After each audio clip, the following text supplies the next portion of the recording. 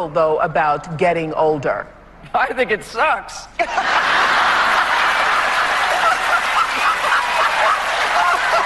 If I want to put my on my back, it's nobody's business but my own. That time I went to Las Vegas, which they called the Elephant's Graveyard, and I had a huge show, and they just said, oh God, she's so over. But I never gave up my dream. What about all the wisdom? Pop music is ultimately founded upon escapism. It allows you to fall through the looking glass, offering an entrance to an alternate world, a sonic sanctuary that whisks listeners out of their trauma, their routines, and ultimately their everyday life. It's a genre that eventually bites back. I think that not only do we suffer from racism and sexism and things like that, but we also suffer from ageism, and that is that once you reach a certain age, you're not allowed to be adventurous, you're not allowed to be sexual, you know, and I think that's rather hideous. Bibi Rexha tweeted out a photo of herself in her underwear with the caption, "I recently had a male music executive tell me I was getting too old and that my brand was confusing because I'm a songwriter and I post sexy pics of my Instagram, and that's not what a female songwriter is supposed to do, especially for one my age. I'm 29 and I'm fed up with being put in a box." Situations like this expose the entrenched biases that dictate the parameters of acceptable behaviour for female artists, particularly as they navigate the treacherous landscape of their late 20s and beyond. Pop is fantasy and therefore age intolerant. Is it any wonder that Sia spent much of her career hidden by massive wigs, swapping the gaze of celebrity for anonymity? In her 2013 anti-fame manifesto for Billboard, Sia articulates her resistance to the commodification that accompanies fame, shielding herself from an industry obsessed with tearing women down. Women get older and men get Older. dignified or character. Now, one woman who has routinely defied the ageist limits of the genre is the goddess of pop, Cher. Joan Rivers' manager once said, "You can't get hit by lightning unless you stand out in the rain," and Cher has been standing out in the rain since 1963. Not only navigating the tumultuous waters of the industry with tenacity, but also tackling ageism head-on, embracing her evolving image with honesty, humour and self-awareness, endearing her to multiple generations. But how did she do it?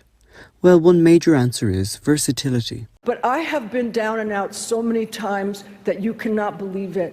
Dropped by my record companies and couldn't get a job. Cher has been in continuous metamorphoses, subverting the pervasive ageism of the entertainment world for her entire career. Her move from folk pop debut to TV queen to Oscar-winning actress and then dance pop diva epitomizes the fluidity necessary for survival in the unforgiving sphere of celebrity life. Cher showcased a talent for reinvention.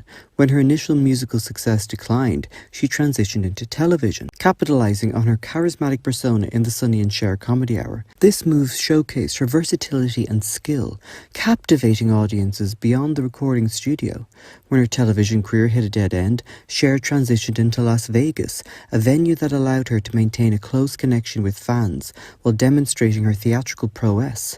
Then when her Vegas career dried up, she began acting. And at that time, I went to Las Vegas, which they called the Elephant's Graveyard, and I had a huge show, and they just said, oh God, she's so over. But I never gave up my dream. This ability to pivot was key to her longevity. But in the 80s, as her music career faced stagnation and she entered the realm of cinema, her age of 40 became a stigma.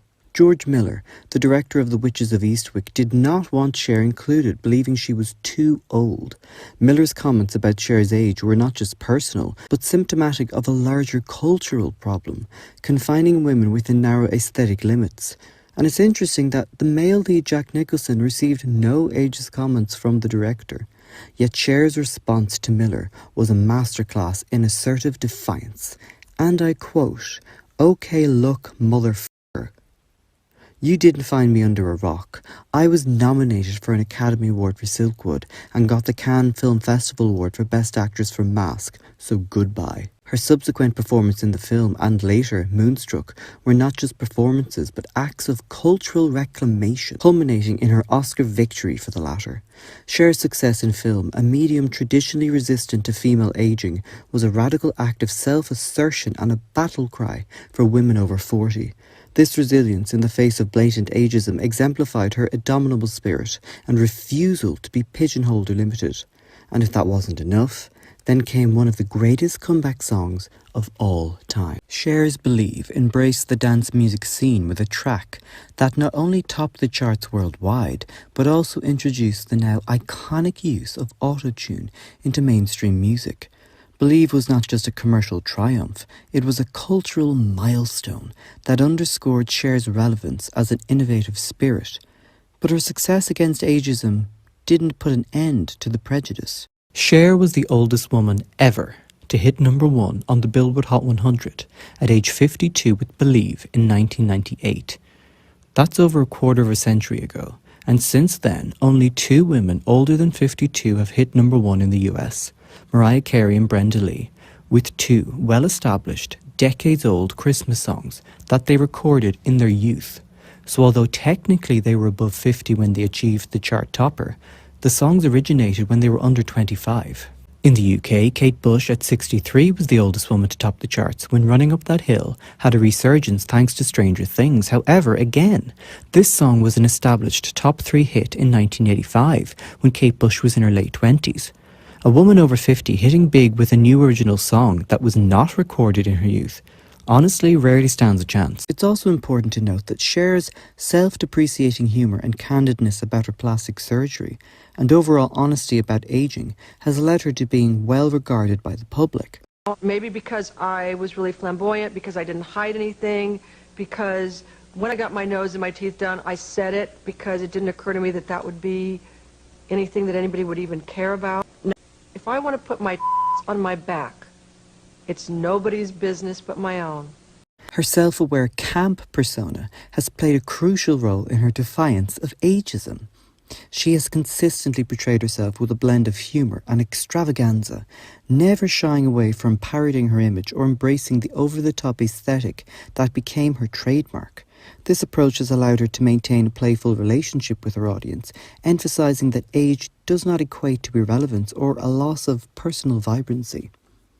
In essence, Cher's career is a masterclass in adaptability and resilience. Her ability to continuously reinvent herself decade after decade, coupled with her authenticity and sense of humour, has not only sustained her career, but has also positioned her as a trailblazer in combating ageism.